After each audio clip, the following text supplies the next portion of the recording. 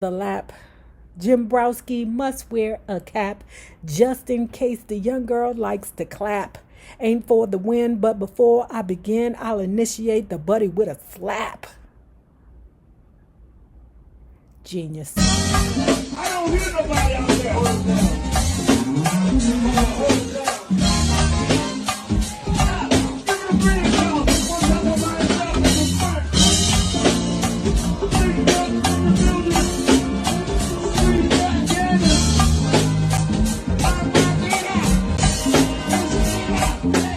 And in the middle of all my excitement, all of a sudden, pop, pop, pop, there's a shootout in the club. Everybody in the club scattered, running in all directions in a panic. It was instantaneous, but weirdly, the music didn't stop. Biz Marquis, make the music with your mouth. Biz kept on rocking in the background. I get the crowd jumping, get the girls' hearts pumping. All the party people say, isn't he something? So as freaked out as we were while we flew to the back and ducked under tables, I was still very aware that my joint was on. You learn something every day. I thought that go-go's were the only place where young people were there and shootouts would happen. Now, the shootouts in the clubs didn't happen till later, probably about, I think somebody got a gun in. I don't even know how they got the gun in. They probably put it on a girl because they didn't search the girls the way they searched the guys. I was going to go-go's when I was like maybe 13, 14, something like that. And I probably didn't experience my first shootout in the club until maybe I was like 16, 17. Through my ignorance, I thought that that was like the only place where they were having situations like that. I thought that the DC go-go culture were the only places that events like that happened. Okay, and to read this, and this is what she's experiencing at 15 years old in New York, really taught me something. Okay, because damn. And I told you I was a damn fool. Almost died on Saturday. Because as soon as you walking out the club, they rolling past, don't care who they hit, as long as they hit the mother hunchy that they want to hit. And pop, pop, pop, pop, pop, like drive-bys, girl. Okay, seriously, drive-bys, girl. And I was there the very next weekend, partying. I was a damn fool. Nikki wasn't as gung-ho to come back anytime soon, but we both got a lot of mileage telling the story at school. Well, I know I did. Since John Dewey High School was across the street from Melbourne Projects, a lot of kids who lived nearby but didn't even go to our school would wind up hanging out with us. We'd play handball outside for hours, listening to music and talking shiz. I wasn't the only girl in the crowd who was more tomboy than girly. That's why you broke your fucking leg, Angie Martinez, jumping out of trees. I wasn't the only girl in the crowd who was more tomboy than girly. That was part of the hip-hop or just the New York culture. Hell yeah, because you New York bitches be too aggressive. I ain't gonna lie. That bitch Scarlett is frightening to me. Frightening. Like, she makes me nervous. Like, I don't want to be in the same room alone with her.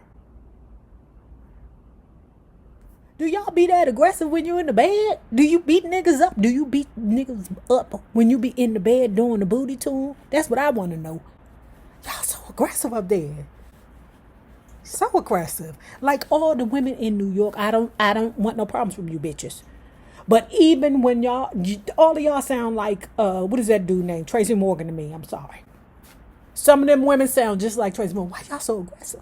Why your voice so deep? We were into Mickey Mouse and Coca-Cola clothing, those Benetton rugby shirts, and the bamboo earrings that had your name on the inside. I had them all. And no one could say shiz to me when I convinced my mom to get me the red leather goose with the fur. I wore that every day. I started making and printing out my own report cards, tricking my poor mother for quite some time. I'd give myself an occasional B or C so it didn't seem suspicious. But according to my report cards, I was a pretty good student. Eventually, my Aunt Cindy, who had moved to Florida in those years, was home on a visit and decided to throw in her 2 cents. This doesn't look like a real report card. Anybody could print this out. Mrs. Weber, a mousy brown-haired lady with glasses, was on to me and had been trying for months to track me down in school. She would see me in the hallway and call my name, Angela. I would literally run the other way and act like I didn't hear her. There I was, racing through the lunchroom, and my friends were saying, "Yo, Ange, what's up?" And I'd be yelling, "I can't stop, Mrs. Weber is chasing me." After finally having enough, Mrs. Weber did what any respectable guidance counselor would do, and unbeknownst to me, on that particular day, called my mother at work to tell her that I had missed more days than I had actually attended that semester, and that I was going to be expelled. I don't know why, but I just hated school. I didn't hate college as much as I hated high school. I don't know why. But I didn't want to go to college because I was done with school. But when I got into college, hence my mama forced me to go to college. And I know you're like, how does that happen? Trust me. My mama forced me to go to college and work. It was something about high school I just wasn't rocking with. I think it was because I was just so alone. So very alone. You know, my Judy Sandy, I love you wherever you are. So what would happen was, because my Judy Sandy was there, I went to school every day because I wanted to spend time with Sandy. There were certain classes that I would hook, like either the one that was before lunch or after lunch, or the first period or the last period. But for the most part, those that fell into place that work with me, I got very good grades.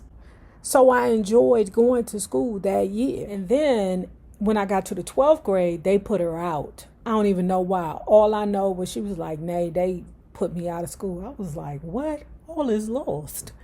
The fuck? You know, it's no reason to go to school anymore. So they put her out, but they didn't put me out. I don't know why. I don't know. Maybe I missed less days than she did. Maybe my grades were a little better than her. But Sandy had some other issues too. For real, both of us should have been going to Cardozo. Cardozo is the school that the great Marvin Gaye graduated from. But we both should have been going to Cardozo because that was our neighborhood school. And our mothers had somehow gotten us into Roosevelt, which was not in our school boundary. Cardozo was in our school boundary. In the 12th grade, I was done. I was over it. I was just, I don't know. I just was alone, man. And I just didn't like it. I was so fucking alone. I was alone. It was like basically all I did was just go to school, go to class. And I also had a Judy around this time named Candace. But Candace went to a different school than I did. So I still was very, very alone at Roosevelt. It was nothing to look forward to. Nothing. Nobody. Nothing. I didn't have no friends. Nothing. Because BFF was in another school. I was alone. Very, very, very alone. After finally having enough, Mrs. Weber did what any respectable guidance counselor would do, and unbeknownst to me on that particular day, called my mother at work to tell her that I had missed more days than I had actually attended that semester, and that I was going to be expelled. My mom hung up immediately, left work, and headed for the train to Brooklyn. Oh my God. One time my mama called me, that shit was hell. That bitch beat me into the closet. I never skipped school at home again. Not at home.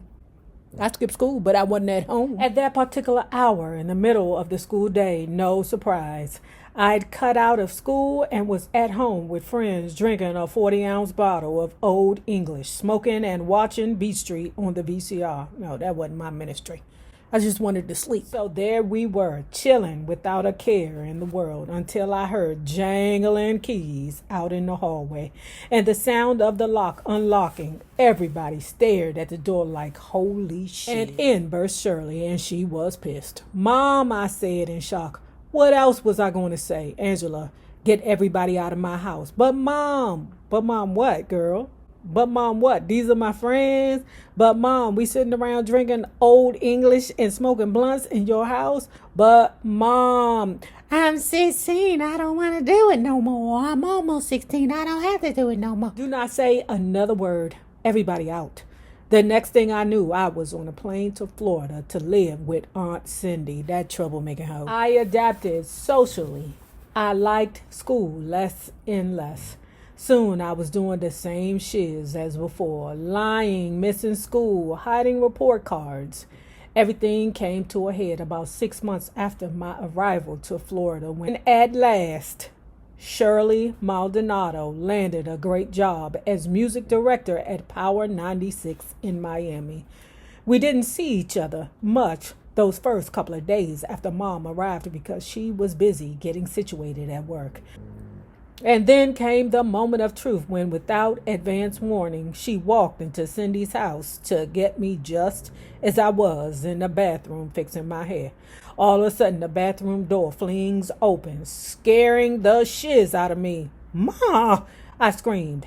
Steely-eyed, she asked, did you get your report card? Without time to think, I said, no, not yet. She knew I was lying and proceeded to smack the holy shit out of me. What in the F? My mother had never hit me because she's sick of your ass. Even if I didn't love all the required courses in school, I actually did love learning. In fact, whether I was conscious of it yet or not, one of the things that I loved about hip-hop was what you could learn from listening to the wordplay and unraveling the layers of code and figuring out the storytelling in the rhymes. Like that motherfucking battle rap. That battle rap is something incredible, y'all. This was right around the time that Rakim became one of the greatest MCs I've ever heard. That has never changed. But back when I was 17, on albums like Paid in Full and Follow the Leader, I started to listen with new ears. Rakim spoke to me in a way that I felt he was saying some shiz I needed to know.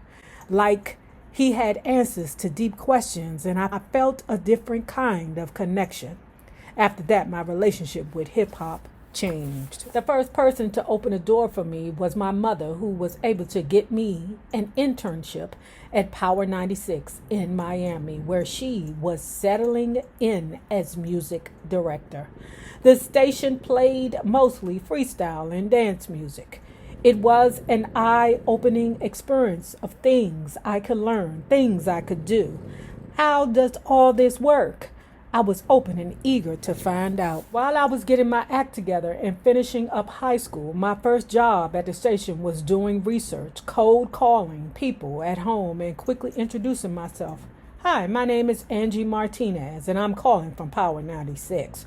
Before getting to the question, can I ask you what kind of music you listen to, and if they happen to listen to the type of music that Power played or something close to it? I would do a music survey and play them little clips of songs off of a recorder. They tell me if they'd like it, didn't like it, or were tired of it. That was good old-fashioned music research. Word. I've had them calls before as a young person. My job responsibilities also included answering the phones and helping the DJs with whatever they needed. How cool was that? Like hitting the big time. Of course, looking back, I can see that the station was a small operation, very WKRP-ish in Cincinnati. WKRP in Cincinnati. We were housed in a short-story office building with a drive-through KFC next door. We had one control room, and downstairs they had two tiny Power 96 vans. And just like on the TV show, the jocks were all larger than life. over-the-top characters with names like Tony the Tiger and Bo the Party Animal. The first time I met the late Bo Griffin, I was starstruck. A big, beautiful, super chocolate, brown-skinned woman with an even bigger personality. She dressed to the hilt every day, wearing super tight leopard print dresses, lots of jewelry, and red lipstick, and always some sort of fur, all in keeping with her party animal image. Bo Griffin wasn't my mentor per se, but by watching her, I learned a lot about leadership and team building. There were perks to being an intern for Bo, the party animal. She would say, "Hey, Angie, come here. I need you to run an errand for me. Okay? Here's the keys to my Porsche. Go do Angie was like, "Oh, shiz. I'm about to be driving this Porsche. Okay, what you want me to do?" Now, she was supposed to go around the corner. But you know she's inside of a Porsche, so she need to show her ass. So she going to go around the corner 13 times. All right? She don't get it done. But it's just the point that she's a 17-year-old intern in Bo, the party animal's Porsche. And she want people to see her. And thanks to the internship at Power 96, I got to know Miami better. Which, contrary to my first assumption, had a hot music scene that included hip-hop. It turned out that Margarita, one of my co-workers who was around the same age as me and answered the phone at the front desk, had the same love for hip-hop that I did. She was a Miami native whose family was Colombian. Together, we found out there were a couple of underground hip-hop clubs on the beach, as well as a hip-hop night at Cameo, a well-known club. We went religiously. We'd go in sneakers and dance all night. And I don't mean like two-step dancing. I mean like we watched Big Daddy Kane videos all week and couldn't wait to get the club to run through all the moves we saw his dancers Scoob and Scrap Lover do. Man, I still remember the day we heard A Tribe Called Quest for the first time. That was an exciting time in hip-hop. That was an exciting time in hip-hop. The Black Medallion, Native Tongue movement was everything. It was just a creative, fertile period with De La Soul, Jungle Brothers, Tribe Called Quest, the whole thing. And it was all happening in New York. Don't forget Leaders of the New School. This was when there was a fusion between house music and hip-hop. It was amazing. It was different. It was a different kind of hip hop. Because if you weren't into that calling women bitches and wearing gold robes and bringing out your pistol and pow, pow, powing, there was an alternative to hip hop. It was that fusion of house and hip hop. And I loved it. It was cool. It was laid back. It was fun. For the lap, Jim Browski must wear a cap just in case the young girl likes to clap. Ain't for the win, but before I begin, I'll initiate the buddy with a slap. Genius. That was an exciting time in hip-hop. The Black Medallion, Native Tongues movement was everything. It was just a creative, fertile period with De La Soul, Jungle Brothers, Tribe Called Quest, the whole thing. And it was all happening in New York. We still heard it in Miami, but we were getting stuff later. And I spent a lot of time wondering what I was missing back in New York. I missed home. Then came big news. After work one day, my mother announced, I was offered a program director position at CD 101.9. CD was a jazz station in New York, and this was a great opportunity for her. But still, she had to ask, how do you feel about moving back to New York? How did I feel? Yes, please, for the love of God, take me back. I was so ready.